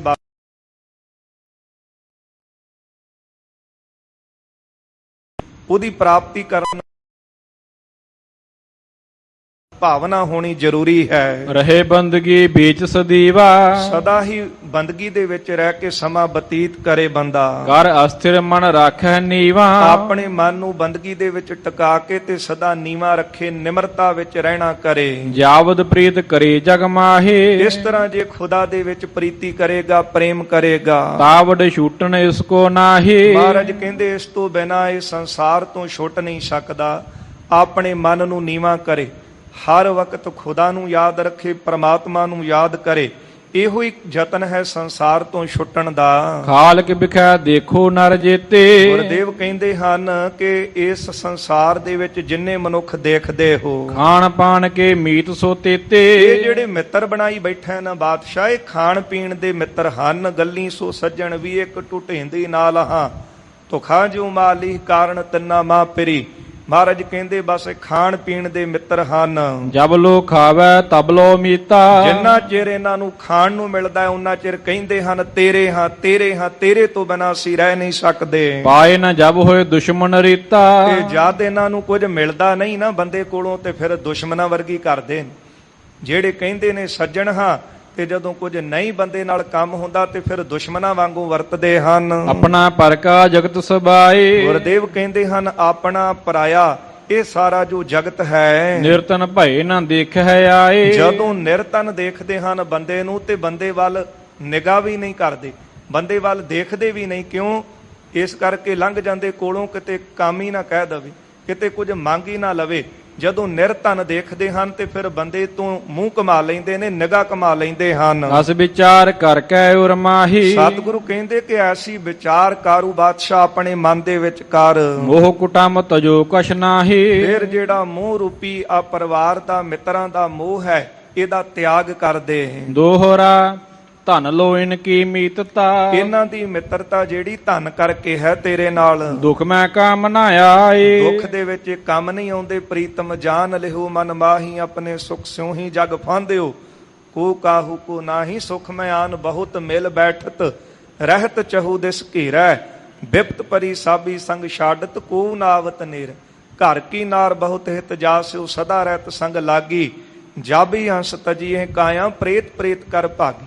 ਗੁਰਦੇਵ ਕਹਿੰਦੇ ਸਾਰੇ ਧਨ ਦੇ ਯਾਰ ਨੇ, ਧਨ ਦੇ ਮਿੱਤਰ ਹਨ ਸਾਰੇ ਹੀ। ਦੁਖ ਸੁਖ ਕਰੇ ਸਹਾਇਤਾ, ਐਸਾ ਏਕ ਖੁਦਾਏ। ਇੱਕ ਖੁਦਾ ਦਾ ਨਾਮ ਹੈ ਪਰਮਾਤਮਾ, ਅਕਾਲ ਪੁਰਖ, ਜਿਹੜਾ ਦੁੱਖ ਸੁਖ ਦੇ ਵਿੱਚ ਜੀਵ ਦੀ ਰੱਖਿਆ ਕਰਦਾ ਹੈ। ਚਾਉ ਪਏ ਜਗ ਕੀ ਪ੍ਰੀਤ ਨਾ ਕਾਹੂ ਕਾਜਾ, ਇਹ ਸੰਸਾਰ ਦੀ ਪ੍ਰੀਤੀ ਜਿਹੜੀ ਹੈ ਇਹ ਕਿਸੇ ਕੰਮ ਆਉਣ ਵਾਲੀ ਨਹੀਂ ਹੈ। ਪਰਹੇ ਆਏ ਦੁਖ ਜਾਵਹਿ ਭਾਜਾ, ਜਦ ਜੀਵ ਤੇ ਦੁੱਖ ਆ ਪੈਂਦੇ ਨੇ ਤੇ ਸਾਰੇ ਭੱਜ ਜਾਂਦੇ ਨੇ ਜਿਹੜੇ ਕਹਿੰਦੇ ਹਾਂ ਤੇਰੇ ਹਾਂ। ਸ੍ਰੀ ਪ੍ਰਭ ਕੀ ਹੈ ਨੇਕੀ ਪ੍ਰੀਤਾ, ਗੁਰਦੇਵ ਕਹਿੰਦੇ ਨੇ ਬਸ ਪ੍ਰਮਾਤਮਾ ਦੇ ਨਾਲ, ਪ੍ਰਭੂ ਦੇ ਨਾਲ ਪ੍ਰੀਤ ਕਰੇ, ਪ੍ਰੇਮ ਕਰੇ, ਇਹੋ ਹੀ ਪ੍ਰੀਤੀ ਚੰਗੀ ਹੈ। ਕਰੋ ਸਦੀਵ ਤਾਹੇ ਸੋ ਹਿਤਾ, ਉਹਦੇ ਨਾਲ ਹੀ ਪ੍ਰੀਤੀ ਪ੍ਰੇਮ ਕਰੇ ਤੇ ਉਹਦੇ ਨਾਲ ਹੀ ਹਿੱਤ ਕਰੇ ਤੇ ਭਲਾ ਕਰਨ ਵਾਲੀ ਜੀਵ ਦਾ। ਅੰਤ ਕਾਲ ਮੈਂ ਲੇਤ ਛੁਟਾਏ, ਅੰਤ ਨੂੰ ਇਹ ਖੁਦਾ ਦੇ ਨਾਲ ਕੀਤੀ ਪ੍ਰੀਤੀ, ਉਹਦੇ ਨਾਲ ਕੀਤਾ ਪ੍ਰੇਮ ਜੀਵ ਨੂੰ ਛੁਡਾ ਲੈਂਦਾ ਹੈ। ਇਤ ਉਤ ਜੋ ਸੁਖ ਦਾ ਸਮੁਦਾਏ, ਤੇ ਇਤ ਲੋਕ ਵਿੱਚ, ਉਤ ਪਰਲੋਕ ਵਿੱਚ ਸਦਾ ਸੁਖ ਦੇਣ ਵਾਲੀ ਹੈ। ਐਸੇ ਬਚਨ ਸੁਨੇ ਕਾਰੂ ਜਬ,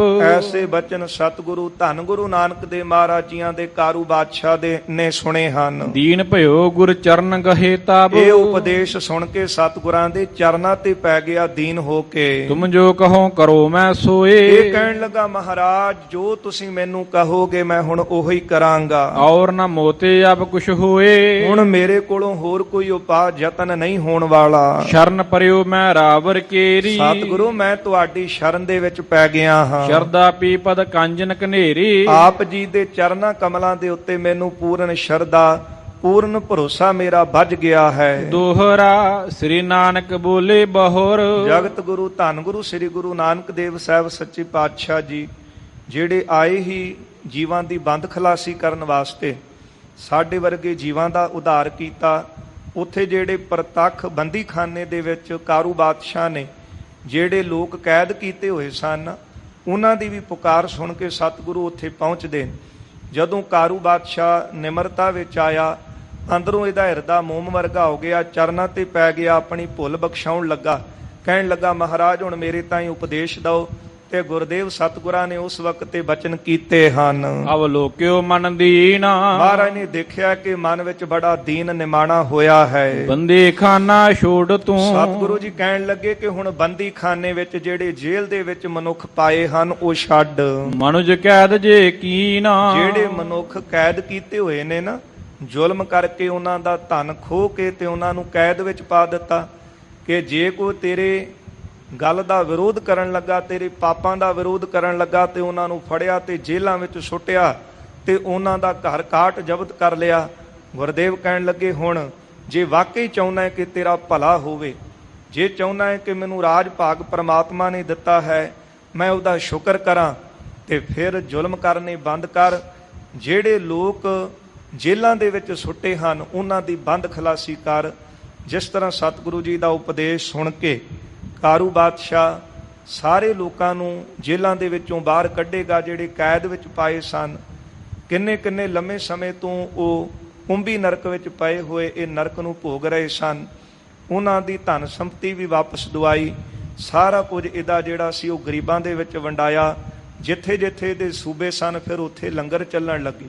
ਗਰੀਬਾਂ ਦੇ ਘਰ ਇਹਨੇ ਫਿਰ ਭਰ ਦਿੱਤੇ। ਐਸੀ ਰਹਿਮਤ ਸਤਿਗੁਰੂ ਜੀ ਨੇ ਕੀਤੀ ਹੈ।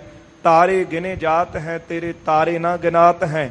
ਜਿਨ੍ਹਾਂ ਉੱਤੇ ਸਤਿਗੁਰੂ ਤੁਸੀਂ ਰਹਿਮਤਾਂ ਕਰ ਦਿੱਤੀਆਂ ਉਹਨਾਂ ਦੀ ਗਿਣਤੀ ਕੌਣ ਕਰ ਸਕਦਾ ਹੈ।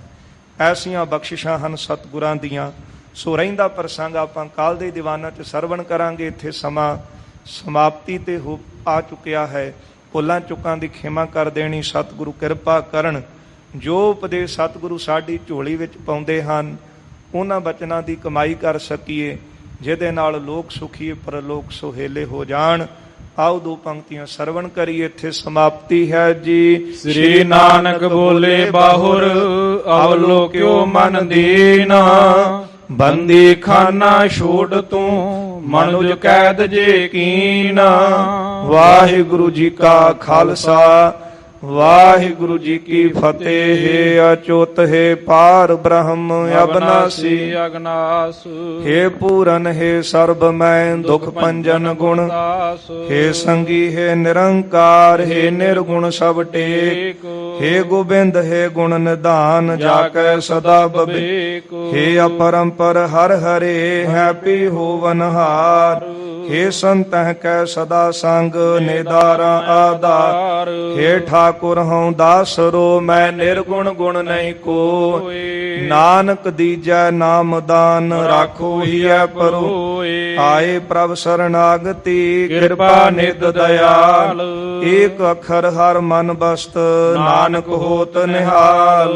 ਵਾਹਿਗੁਰੂ ਨਾਮ ਜਹਾਜ ਹੈ, ਚੜੇ ਸੂਤਰੈ ਪਾਰ। ਜੋ ਸ਼ਰਧਾ ਕਰ ਸੇਵ ਦੇ, ਗੁਰ ਪਾਰ ਉਤਾਰਨ ਹਾਰ। ਕਥਾ ਨਿਤਾ ਪ੍ਰਤ ਹੋਤ ਹੈ, ਸੁਨੋ ਸੁ ਸਿੰਘ ਸੁਜਾਨ। ਨਾਨਕ ਗੁਰੂ ਗੋਬਿੰਦ ਸਿੰਘ ਜੀ ਸਦਾ ਕਰੇ ਕਲਿਆਣ। ਕਥਾ ਨਿਤਾ ਪ੍ਰਤ ਹੋਤ ਹੈ, ਸੁਨੋ ਸੁ ਸਿੰਘ ਸੁਜਾਨ। ਨਾਨਕ ਗੁਰੂ ਗੋਬਿੰਦ ਸਿੰਘ ਜੀ ਸਦਾ ਕਰੇ ਕਲਿਆਣ। ਵਾਹਿਗੁਰੂ ਜੀ ਕਾ ਖਾਲਸਾ ਵਾਹਿਗੁਰੂ ਜੀ ਕੀ ਫਤਿਹ। ਤੂੰ